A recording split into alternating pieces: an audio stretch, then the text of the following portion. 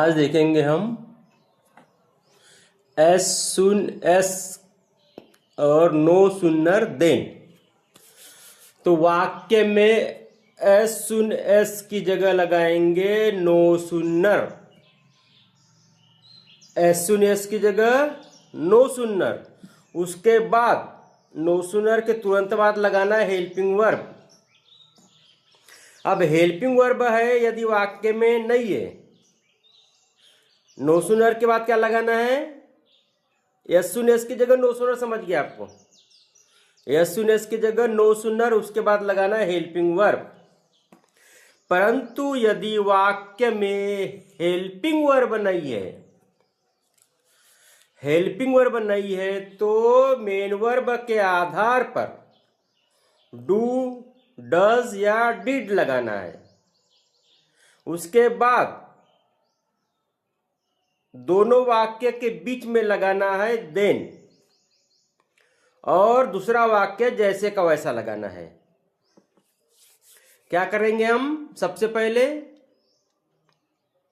S सुन S की जगह no sooner, उसके बाद हेल्पिंग वर्ब, फिर पहला वाक्य, उसके बाद देन, फिर दूसरा वाक्य जैसे का वैसा।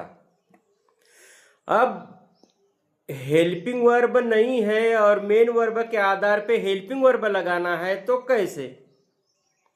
यदि वाक्य में मेन वर्ब का सेकंड फॉर्म है तो डिड लगाना है, और वाक्य में मेन वर्ब का फर्स्ट फॉर्म है तो डू, डज, डू या डज।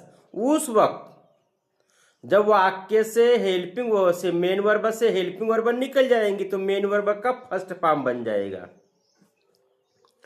जैसे लगा दो अपन हेल्प्ड, हेल्प्ड है तो वहां से डिड निकलेगा तो हेल्प बन जाएगा। एंटर्ड, वहां से डिड निकलेगा तो एंटर हो जाएगा। प्लेड, वहां से डिड निकलेगा तो प्ले बन जाएगा। इस प्रकार से लगाना है।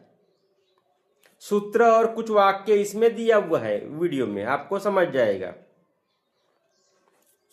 कुछ डिफिकल्ट हो, कुछ कठिनाई आएगी तो मोबाइल नंबर लिख लो 9049768105।